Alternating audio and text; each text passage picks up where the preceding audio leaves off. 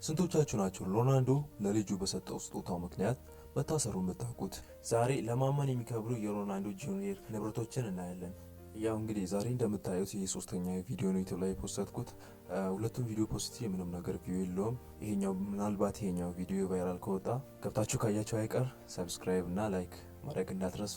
አዎ እንደሱ አንተ አንደኛ ነህ። የምር አመሰግናለሁ። እውነተኛ ታሪኮች ብትሉ፣ ሌክዠሪ ላይፍ ብትሉ፣ ኳስ ብትሉ፣ ቀልዶች ብትሉ ብቻ ምን አለፋችሁ የምፈልጉትን ቪዲዮዎች በሙሉ በዚህ ቻናል ላይ ያገኛሉ። ይህ በቅድሚያ የምንመለከተው እንግዲህ ግማሽ የአሜሪካ ሚሊዮን ዶላር ዋጋ ያለው ነው። ወደኛ ስንቀይረው በባንክ 30 ሚሊዮን በብላክ ደግሞ ወደ 58 ሚሊዮን 500 ሺህ ብር ገደማ ያወጣል።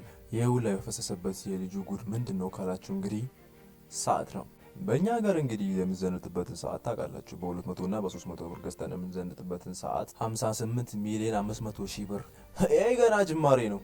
አይግረማችሁ። ይህን ሰዓት እንደ አፕል ቴሌፖርት ያደርጋል ብላችሁ ካሰባችሁ በምን አቅሙ? እንዲሁም ወይስ ጊዜውም ወደ ኋላ በመመለስ ወደፊትም ማስቀጠል ይችላል ካላችሁኝ እና ኤለን መስክ ራሱ ያቃታቸውን ነገር ከየት አባቱ አምጥቶ ብቻ ሰዓቱ ከነዚህ ሁላ ድንቅ ብቃቶች የነጻ ነው። በ2020 ላይ CR7 ፕሌየር ኦፍ ዘ ሴንቸሪ አዋርድ ለመቀበል ከቤተሰቦቹ ጋር በዱባይ ተገኝቶ ነበር። በዛን ዕለት እንግዲህ የCR7 ልጅ የሆነው ክሪስቲያኖ ጁኒየር በእጁ ላይ አድርጎ የነበረው ሰዓት የዓለማችን ውዱ የሆነውን ሮሌክስ GMT ማስተር አክሲዴሽን ነው። ስሙ ራሱ ርዝመቱ ባካችሁ መጥራት አቃተኝ እኮ። ብቻ ይህ ሰዓት ሮሌክስ እስከዛሬ ካመረታቸው ሰዓቶች መካከል በጣም ውዱና ልዩ የሚባለው ነበር። ዋጋውም ደግሞ ከላይ እንደገለጽኩላችሁ የአሜሪካን 500,000 ዶላር ነው። በእኛ እንግዲህ ሁለት ያልመተው ራሳችሁ ስትፈልጉ አብዙት። የሮሌክስ GMT በ18 ካራቴ ወርቅና በ9 ዳይመንዶች በሩቢ ያሸበረቀ ነበር። ምን ይሄ ብቻ! ጁኒየር በአዋርዱ ሰዓት አንገቱ ላይ ያንጠለጠለው ቼን በዳይመንድ የተሰራ ነበር። ዝም ብለን በጨረፍታ ሮናልዶ በዛን ዕለት ያደረገውን ቃኝተን እንለፍ። ሮናልዶ በአዋርዱ ዕለት በእጁ ላይ ያሰረው ሰዓት 1.5 ሚሊዮን ዶላር የሚያወጣ ሲሆን ሰዓቱም የተሰራውን በ430 ዳይመንድ እና ከ75 ሩቢ ነው። አስቡት እንግዲህ። ብቻ ምን አለፋችሁ እንዲሁ ባታስቡት ይሻላል። እኛ ወደ ቶፒካችን በመመለስ የጁኒየርን እንመልከት። መግቢያ ላይ እንደነገርኳችሁ ሮናልዶን እስከ መታሰር ያደረሰው ስጦታ ምን ይሆን?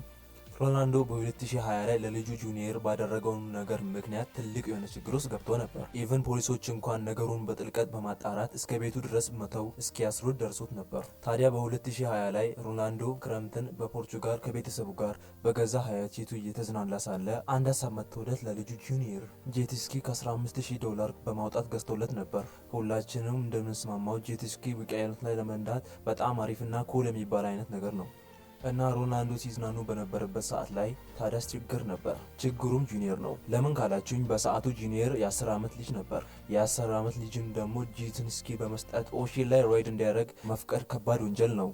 የሮናልዶ ቤተሰብም ይህንን ቪዲዮ ሶሻል ሚዲያ ላይ አፕሎድ ያደርጉ ሲሆን የፖርቹጋል ፖሊሶች ደግሞ ቪዲዮን በመመልከት ነገሩን ማጣራት ይጀምራሉ። በምርመራቸውም ጥፋተኛና ወንጀለኛ መሆናቸውን ደርሰው ሮናልዶ ወደሚኖርበት ቤት ይመጣሉ። ሆኖም ታዲያ እንደ ድል ሆኖ በማስጠንቀቂያ ብቻ ሊሰናበቱት ችለዋል።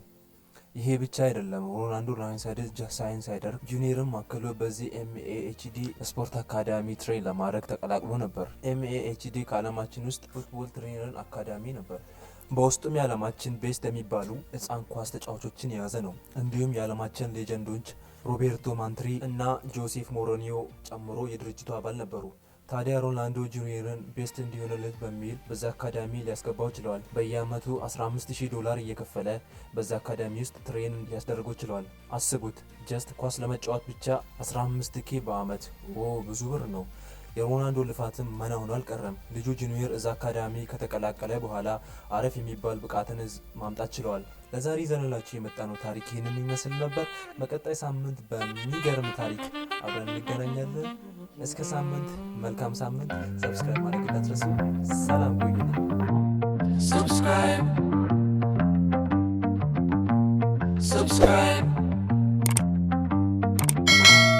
subscribe